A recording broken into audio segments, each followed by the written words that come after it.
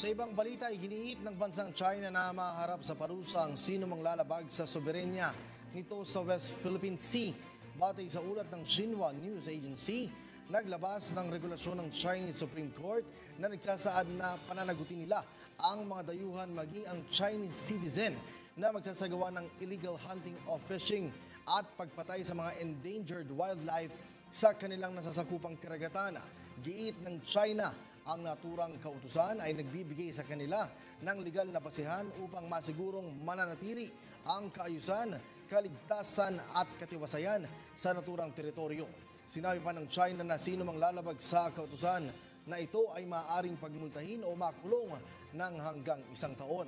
Kabilang sa mga posibleng parusahan ay ang mga dayuhan at mga Chinese citizen na iligal na papasok sa karagatang nasasakupan ng China.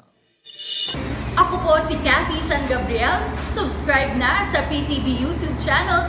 I-click lang po ang subscribe button.